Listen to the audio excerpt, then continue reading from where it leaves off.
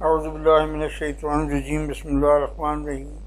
احسن نقوی آپ کی خدمت میں آج سننا کے سلسلے کی دوسری ویڈیو انشاءاللہ تعالی تیار کرنے جا رہا ہوں۔ یہ پہلی ویڈیو جو ہے وہ سننا کا انٹروڈکشن تھا، سننا حدیث کا جو فرق ہوتا ہے اور بیسک باتیں تھیں جو میں نے اس میں بتائی تھیں۔ ویڈیو 2 میں جو آج زیادہ امفسائز میں کروں گا وہ امپورٹنس آف سننا فار دا مسلمس، یعنی سننا کی امپورٹنس کیا ہے، اور یہ ویڈیو 2 ہے جیسا کہ میں نے آپ سے عرض کیا۔ لیٹس اسٹارٹڈ، بسم اللہ الرحمن الرحیم۔ دیکھیے، سب سے پہلے تو ہمیں یہ دیکھنا ہوگا کہ کیا قرآن مجید نے اور خود اللہ تعالیٰ نے رسول اللہ صلی اللہ علیہ وسلم کو کس کیا اتھارٹی دی ہوئی تھی، اور خود اللہ تعالیٰ نے کیا یہ نہیں کہا کہ رسول کو فالو کرو؟ یقیناً کہا، بلکہ اس حد تک جو قرآن مجید ثابت کرتا ہے، اور وہ اس حد تک ثابت کرتا ہے کہ اگر رسول پاک صلی اللہ علیہ وسلم کے پاس اپنا قانون تک بنانے کا ان کے پاس اختیار تھا، لیکن اللہ کی مرضی کے بغیر نہیں۔ یعنی کہنے کا مقصد یہ ہے کہ رسول پاک صلی اللہ علیہ وسلم نے جو باتیں ارشاد فرمائیں یا جو عمل کیے، اگر وہ قرآن مجید میں موجود نہیں ہیں تو بھی ان کے یعنی رسول پاک صلی اللہ علیہ وسلم کے پاس جو ہے وہ اتھارٹی موجود تھی اللہ کی طرف سے کہ آپ جو ہے وہ قانون بنا سکتے ہیں۔ تو دیکھیے، ایک تو میں نے صرف 2 کوٹس لیے ہیں، اور خاص طور پہ میں نے یہ 2 کوٹ میں زیادہ نہیں لیتا، میں اس کو شارٹ کر کے میں قرآن مجید میں سے کوئی ضروری چیز ہوتی ہیں وہ لے لیتا ہوں تاکہ آپ کو یاد ہو جائے۔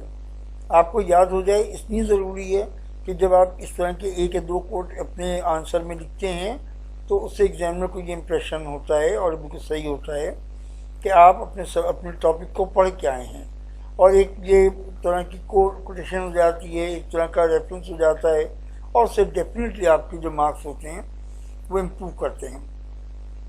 پہلی جو آیت ہے وہ سورہ آل عمران کی ہے، جس میں اللہ تعالیٰ، میں صرف ٹرانسلیشن پڑھ رہا ہوں، اس میں اللہ تعالیٰ فرماتے ہیں کہ محمد صلی اللہ علیہ وسلم آپ کہہ دیجئے، کیونکہ قرآن تو رسول اللہ صلی اللہ علیہ وسلم پہ نازل ہوا تھا نا، تو محمد آپ کہہ دیجئے، صلی اللہ علیہ وسلم آپ کہہ دیجئے، اوبے اللہ کو اوبے کرو، اینڈ ہز میسنجر، اور اللہ کے میسنجر کو اوبے کرو۔ دیکھو، اللہ کا حکم آ گیا، اللہ خود فرما رہے ہیں کہ محمد صلی اللہ علیہ وسلم سے کہ آپ کہہ دیجئے محمد صلی اللہ علیہ وسلم کہ اللہ کو اوبے کرو اور اللہ کے میسنجر کی بات کو مانو، but if they turn back, لیکن اس کے باوجود بھی، آپ کے کہنے کے باوجود بھی، کوئی بھی شخص اگر آپ کی بات کو نہیں سنتا، نہیں مانتا، اور وہ اپنی یعنی بیک کر جاتے ہیں اور آپ کی بات ماننے کو تیار نہیں ہے، اللہ does not love those who reject faith,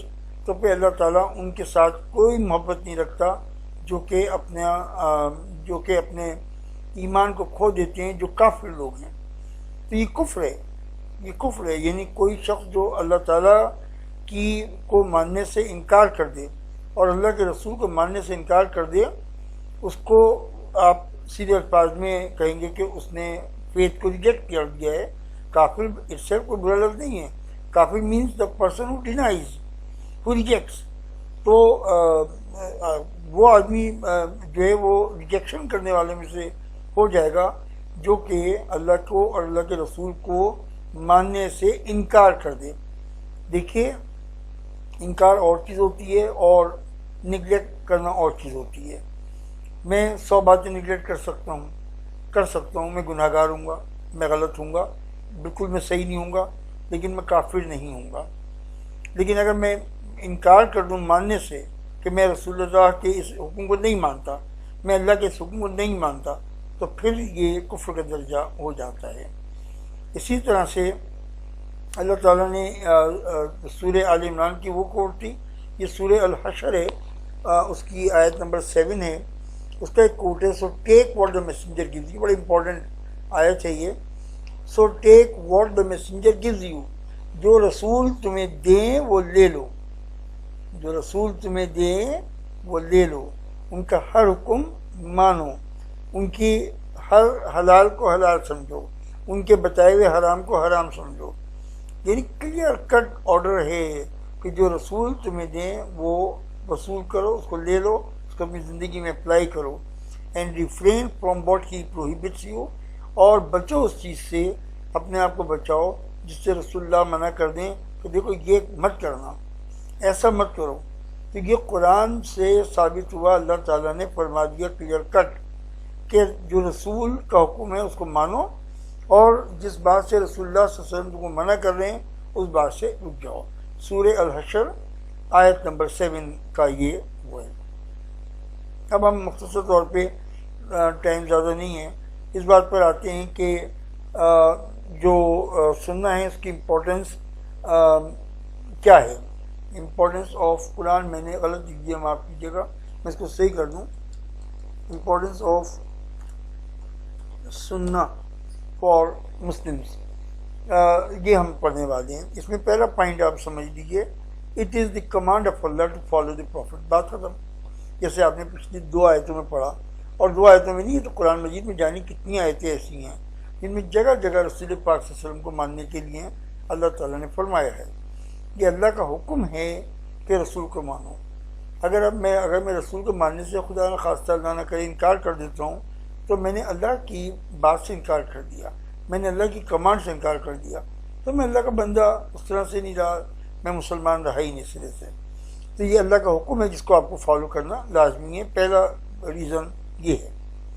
دوسرا ریزن یہ ہے کہ قرآن واز ریویلڈ آن محمد صلی اللہ علیہ وسلم۔ How can you believe Quran if we do not believe in محمد صلی اللہ علیہ وسلم and his سنہ؟ یعنی قرآن جو ریویل ہوا وہ تو رسول اللہ صلی اللہ علیہ وسلم کی ذات پر ہوا، کسی اور انسان پر تو نہیں ہوا نا۔ تو جب رسول اللہ صلی اللہ علیہ وسلم پر قرآن ریویل ہوا ہے، اور آپ میں کوئی بھی شخص، خدا نہ خواستہ ہم رسول اللہ پاک صلی اللہ علیہ وسلم کی حدیث کو ماننے کو تیار نہیں ہیں، ہم ان کی سنوں کو ماننے کو تیار نہیں، کہ یہ جھوٹ ہے، اس میں ملاوٹ ہے، یہ غلط ہے، تو پھر ہم قرآن کو کیوں مانتے ہیں؟ قرآن بھی تو رسول اللہ پہ ہی نازل ہوا۔ اگر تمام احادیث کو نعوذ باللہ کوئی آدمی جھوٹ کہتا ہے تو پھر قرآن کو خود بخود جھوٹ کہے گا، کیونکہ قرآن بھی ایک طرح سے حدیث ہی ہے۔ ہمیں کس نے قرآن دیا؟ رسول اللہ نے تو دیا، اور کس نے دیا؟ تو جب ہم رسول اللہ کی ایک بات کو نہیں مان رہے دوسری کو کیوں مانتے ہیں؟ تو یہ بہت امپورٹنٹ بات ہے کہ اللہ تعالیٰ نے قرآن کی بھی حفاظت کی اور سنہ اور حدیث کی بھی حفاظت کی۔ یہ اللہ تعالیٰ کی حفاظت ہے اس کے اوپر۔ تو اس لیے حدیث کو ماننا ضروری ہے، کہ حدیث کو ماننا اور سنہ کو ماننے کا مطلب یہ ہے کہ ہم قرآن کو مان رہے ہیں، اور اگر ہم نے حدیث سے سنہ سے انکار کر دیا تو ہم نے قرآن سے انکار کر دیا۔ یہ بڑا امپورٹنٹ پوائنٹ ہے۔ پھر ایک اور ریزن یہ کہ we can not understand Quran because Quran was explained by the prophet صلی اللہ علیہ وسلم، کیونکہ قرآن کی جو تفسیر ہے وہ تو خود رسول اللہ نے بیان کی ہے، اور رسول پاک صلی اللہ علیہ وسلم کی ذات مبارک اتنی پاک تھی کہ آپ کا ہر ایکشن جو تھا وہ قرآن تھا۔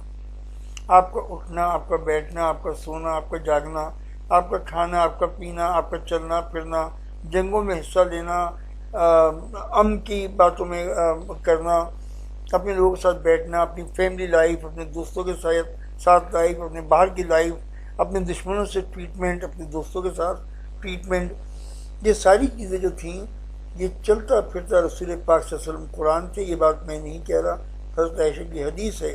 کسی نے پوچھا کہ رسول اللہ کے اخلاق کا بتائیے، رسول اللہ کے اسوہ کا بتائیے، طریقے کا بتائیے، تو حضرت عائشہ نے کہا کہ تعجب ہے، کیا تم نے رسول پاک، کیا تم نے قرآن نہیں پڑھا؟ تو انہوں نے کہا جی اماں پڑھا ہے ہم نے قرآن۔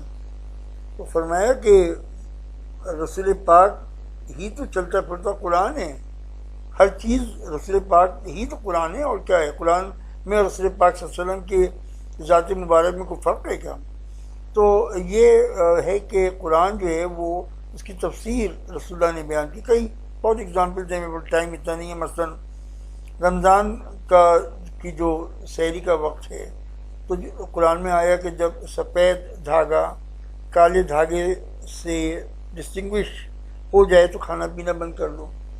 اب اس کو رسول پاک صلی اللہ علیہ وسلم نے بتایا کہ بھئی سفید دھاگے کالے دھاگے کا مطلب وہ نہیں ہے کہ آپ ایک دھاگا لے کے بیٹھ جاؤ، ایک سفید ایک کالا ہے، نہیں، بلکہ اس کا مطلب یہ ہے کہ صبح کی روشنی اور رات کی جو سیاہی ہے وہ الگ الگ ہو جائے، ڈسٹنگوش اس میں ڈسٹنکشن آنے لگے، تو اس کو کھانا پینا بند کر دو۔ اب یہ تفصیل کس نے بتائی؟ اور ایسے جانے کتنی چیزیں ہیں انہیریٹنس کے اوپر، اور جانے کتنی باتوں کے اوپر رسول پاک صلی اللہ علیہ وسلم نے اپنی تفسیر بیان فرمائی قرآن کی کہ اس آیت کا اور اس کا یہ مطلب ہے۔ تو یہ بہت ہی اہم بات ہے کہ ہم رسول پاک صلی اللہ علیہ وسلم کو فالو کیے بغیر قرآن کو نہیں سمجھ سکتے۔ اسی طرح سے ایک اور ریزن یہ کہ it is not possible to follow the Quran without following سنہ، بڑا امپورٹنٹ پوائنٹ ہے یہ۔ There are hundreds of examples how can we perform صلاح، حج اور زکوٰۃ وداؤٹ فالوئنگ سنہ۔ بڑی سمپل سی بات ہے، ایک نماز اور روزہ اور حج اور زکوٰۃ ہی کے اوپر نہیں ہے، بلکہ زندگی کے پتہ نہیں 1,00,000 مسائل ایسے ہوں گے کہ اس میں اگر آپ سنت کو نہیں مانیں گے تو آپ سرے سے قرآن کو فالو ہی نہیں کر سکتے۔ فار ایگزامپل، اگر کوئی شخص یہ کہتا ہے کہ میں سنت کو نہیں مانتا، حدیث کو نہیں مانتا، تو آپ اس سے پوچھیے کہ بھائی فجر میں کتنی رکعتیں ہوتی ہیں فرض؟ وہ آپ سے کہا دو فرض ہوتے ہیں، 2 رکعت ہوتی ہے فرض کی فجر میں، کہاں ہے قرآن میں دکھاؤ۔ ظہر کی 4 ہوتی ہیں، کہاں ہے قرآن میں دکھاؤ۔ وضو کیسے کرتے ہیں، قرآن میں دکھاؤ۔ سنتیں کیسے پڑھی جاتی ہیں، قرآن میں دکھاؤ۔ قرآن میں تو نماز کا حکم ہے، تفصیلات تو کچھ بھی نہیں ہے۔ اسی طرح سے اگر تم حج کرنے کے لیے جاتے ہو تو قرآن کہتا ہے کہ حج کرو، کچھ آیتیں جو بتائے ایکسپلینیشن دے، لیکن باقی جو 5 دن آپ وہاں پہ رہتے ہو اور جو جتنی پرفارمنس ہوتی ہے وہ ساری کی ساری سننا ہے اور حدیث ہے۔ تو اگر سنت اور حدیث کا ہی انکار کر دو گے تو حج کہاں سے کرو گے؟ زکوٰۃ کا حکم ہے، زکوٰۃ جگہ جگہ حکم ہے زکوٰۃ دو، لیکن زکوٰۃ کتنی دو؟ اگر فرض کیجئے کہ آپ کے پاس 50 لاکھ روپے کا 1 کروڑ روپے کا سونا گولڈ ہے یا چاندی ہے، سلور ہے، تو اس پہ آپ کتنی زکوٰۃ دیں گے؟ 2.5%۔ ٹھیک ہے، کہاں لکھا قرآن میں 2.5% دو؟ اسی طرح سے جانے کتنے احکامات ہیں جو بغیر سنت کے آپ کر ہی نہیں سکتے۔ اب ایک اور چھوٹی سی ریزن دے کے میں اس کو ختم کرنا چاہتا ہوں، ایک یہ دو۔ محمد صلی اللہ علیہ وسلم presented best examples to provide solutions to every problem. آپ رول ماڈل تھے۔ زندگی کا کوئی ایسا مسئلہ بھی ہے جس کا کوئی نہ کوئی سولوشن، کوئی انڈیکیشن رسول پاک صلی اللہ علیہ وسلم نے نہیں دیا، اور جو نہیں دیا اس کا بھی سولوشن پریزنٹ نہیں کیا، اجماع کی شکل میں، قیاس کی شکل میں۔ تو رسول پاک صلی اللہ علیہ وسلم جو ہیں وہ بیسٹ ایگزامپل ہیں ہیومینٹی کے لیے۔ جو مسئلہ آپ کو چاہیے، چاہے وہ اکنامک پرابلم ہو، چاہے وہ پولیٹیکل پرابلم ہو، چاہے وہ سوشل پرابلم ہو، چاہے وہ کسی قسم کی بھی پرابلم ہو، لیکن رسول پاک صلی اللہ علیہ وسلم نے اپنی زندگی کے ذریعے سے، اپنے حدیث کے ذریعے سے، اپنی سنت کے ذریعے سے، اپنے طریقے کے ذریعے سے کلیئر کٹ بتا دیا ہے کہ آپ نے زندگی کو اس طریقے سے گزارنا ہے۔